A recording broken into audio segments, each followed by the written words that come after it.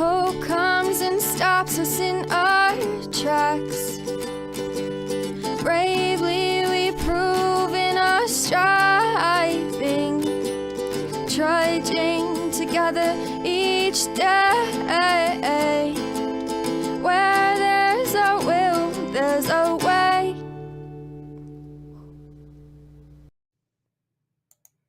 Hello, everyone. I think it's about time to change that video. It's been 2 years. Now switch it back over to recovery dates. That's what I had for a while. But there's so much stuff going on, so many things happening.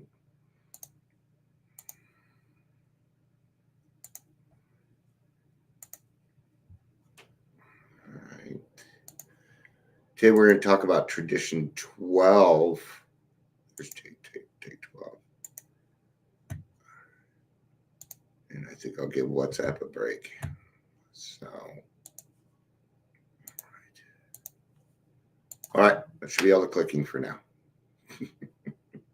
No more clicking. No more clicking. I'm in a little bit better of a mood. I'm not as depressed, but it's going to take me a little while to kind of get through things.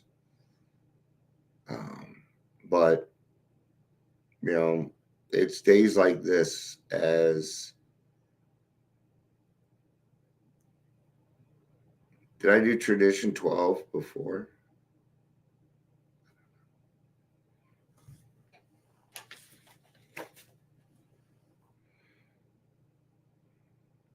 No, I did tradition. I did step 12 is what I did. And we spent like, it took like five lives to do. This will just take one.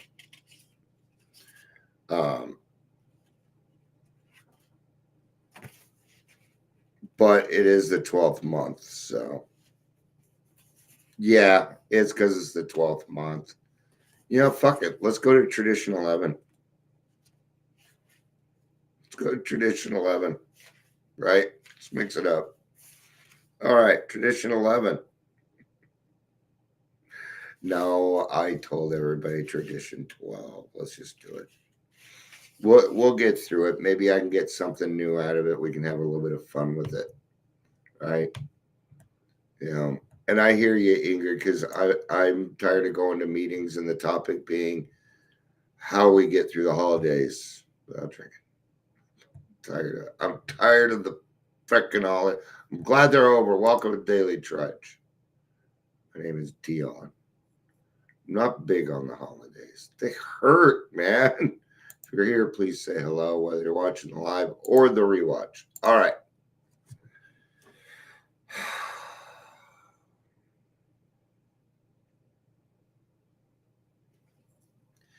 Anonymity is the spiritual foundation of all our traditions, ever reminding us to place principles before personalities. The spiritual substance of anonymity is sacrifice. Because AA's 12 traditions repeatedly ask us to give up personal desires for the common good. Oh, nice. Good for you. We realize the sacrificial spirit, well symbolized by anonymity, is the foundation of them all. It is AA's proved willingness to make these sacrifices that gives people their high confidence in our future. Okay. What's the number one thing you're going to sacrifice? We know it. Time. It's going to be your time. Okay. If money is involved, you are not sacrificing your time. You're not. Okay. There's a difference. There's a big difference between service work and your job. Okay. Your job is not service work. If you're getting paid, you are not doing service work because you are let's say you worked that week, they didn't pay you. Are you going to be okay with it? No, you're not. There's an expectation there. Okay. We're going to be sacrificing things. Sometimes it's material things. I sacrifice a lot of material things so I can do what it is that I do. Okay. I'm finding out I don't have any nice clothes anymore. Okay. So a little pissed about that, but I'll be all right. But in the beginning, anonymity was not born a confident. It was a child of our early fears. We were a secret society in the beginning, man. We were the dredges. We still get, I mean, could you imagine the stigma back then? Probably a lot worse than it is now. Okay. But AA was more than that. Okay. And there were reasons we had to be a secret society. If their anonymity would have gotten blown back then, it might have ruined the whole thing. Now people say recover out loud, which I'm all for. I'm all for. New prospects could find us only through a few trusted friends. The bare hint of publicity, even for our work, shocked us.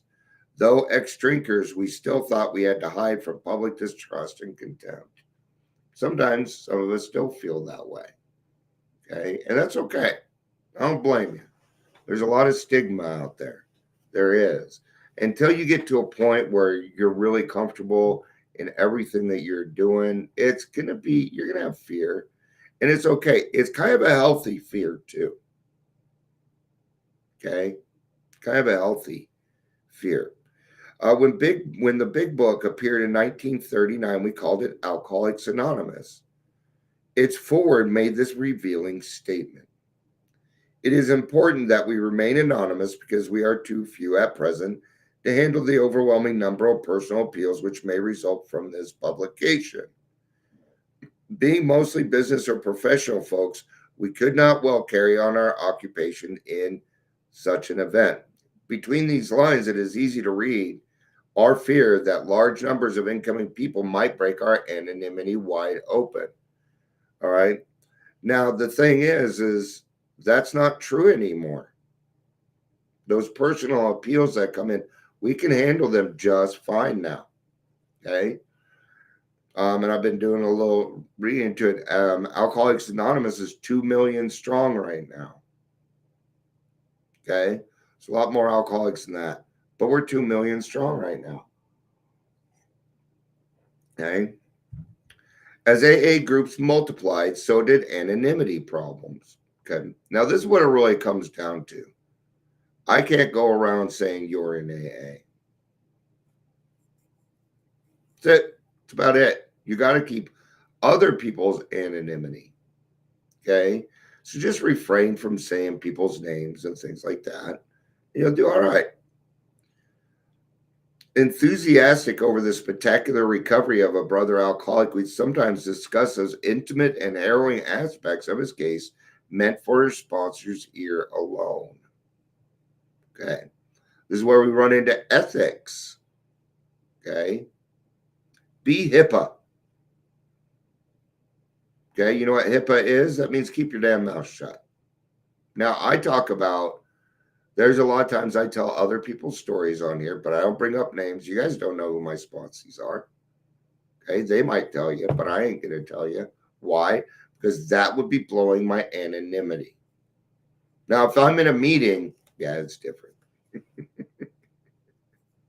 I can't blow your anonymity in a meeting if you're there.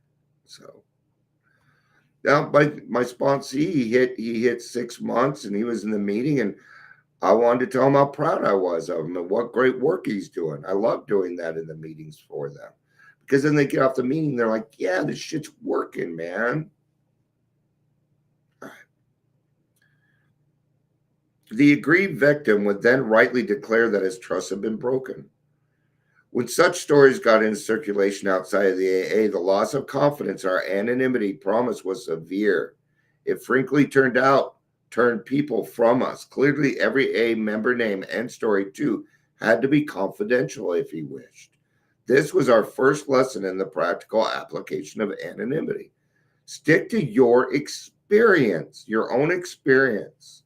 You stick to that and you'll be all right.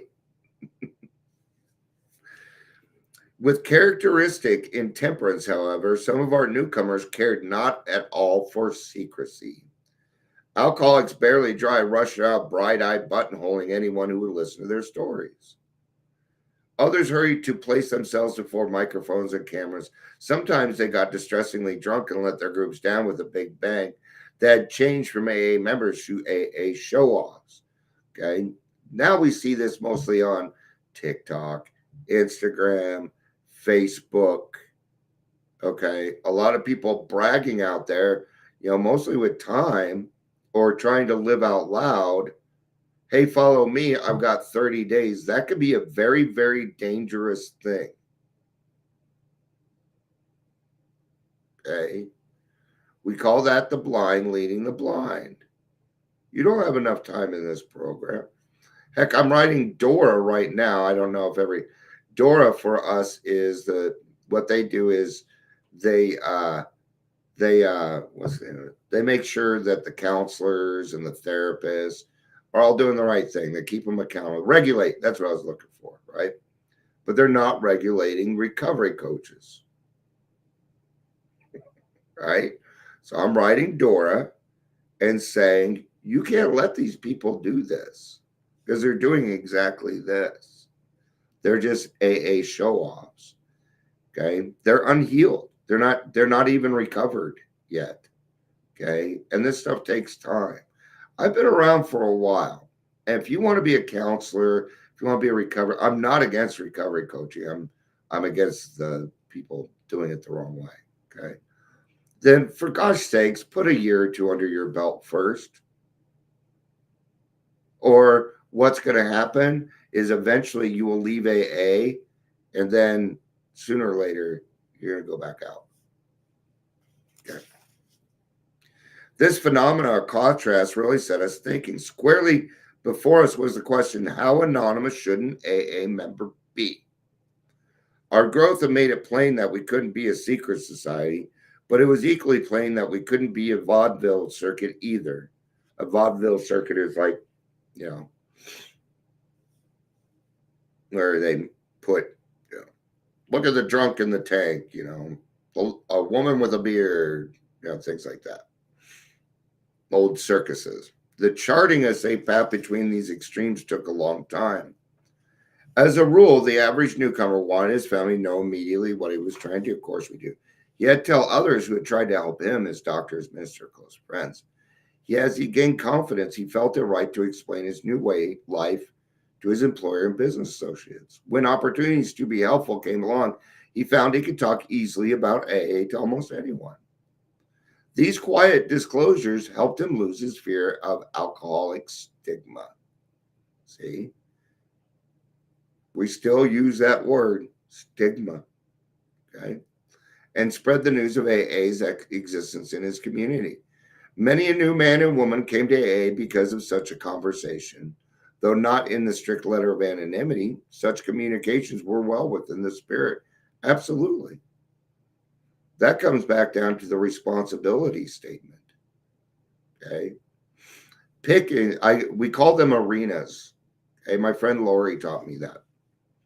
Right. And what she taught me was you got to have the right arena for the right thing. And gosh, that helped me out a lot. It was huge for me. But it became apparent that word of mouth method was too limited. Our work as such needed to be publicized. The AA groups would have to reach quickly as many despairing alcoholics as they could. Consequently, many groups began to hold meetings which were open to interested friends in the public, so that the average citizen could see for himself just what AA was all about. Okay? What do we call that? We call that an open meeting. Open meeting. Anybody can be there. Okay? The response to these meetings was warmly sympathetic. Soon, groups began to receive requests for AA speakers to appear before civic organizations, church groups, and medical societies, provided anonymity was maintained on these platforms, and reporters present were cautioned against the names and pictures. The result was fine. Then came our first excursion into major publicity. which were breathtaking. Cleveland's Plain Dealer articles ran us about town's membership from a few into 100 overnight. The news stories of Mr. Rockefeller Dinner for Alcoholics Anonymous helped double our actual membership in a year's time. Jack Alexander's famous Saturday Evening Post piece made AA a national institution. Such tributes as these brought opportunities for still more recognition. Other newspapers and magazines wanted AA stories. Film companies wanted to photograph us. Radio, finally, television besieged us with requests for appearances. What should we do? At this tide, offering top public approval swept in. We realized that it could do incalculable good or great harm. Everything would depend upon how it was channeled. We simply couldn't afford to take the chance of letting self-appointed members present themselves as messiahs representing AA before the whole public. The promoter instinct in us might be our undoing. If even one publicly got drunk or was lured into using AA's name for his own purposes, the damage might be irreparable. At this altitude, press, radio, film, and television, anonymity, 100% anonymity was the only possible answer. Here, principles would have to come before personalities without exception. So if you were going to speak outside of an AA meeting, you can do one of two things. You can say, my name is Dion and I belong to a 12-step group, or you can totally omit your name and say, I'm a member of Alcoholics Anonymous. Those are the two options. One gives you the chance to recover out loud, and the other one gives you the chance to keep your name anonymous. Okay? Now, if it slips, it might slip. Then all you need to say is this: I do not speak for AA as a whole. I'm only telling you my experience. There you go. Now you're covered. Okay? It's about humility. It's about sacrifice. Are you doing that interview so that your family will be like, oh, we're so proud of you? Because if so, it ain't gonna work. It's going to fail somehow. Okay? These experiences taught us that anonymity is real humility at work. It is an all-pervading spiritual quality which today keynotes AA life everywhere. Moved by the spirit of anonymity, we try to give up our natural desires for personal distinction as AA members, both among fellow alcoholics and before the general public. As we lay aside these very human aspirations, we believe that each of us takes part in the weaving of a protective mantle, which covers our whole society in which we may grow and work in unity. We are sure that humility expressed by anonymity is the greatest safeguard that Alcoholics Anonymous can ever have. Yay! No more 12th step until next year. All right. Thank you, everybody, for being here. I appreciate it. Ingrid is here for a little bit. I don't know how it says 0, but I don't know if people are here or not. So thank you, everybody, for being here. I love y'all. Thanks for watching, rewatchers.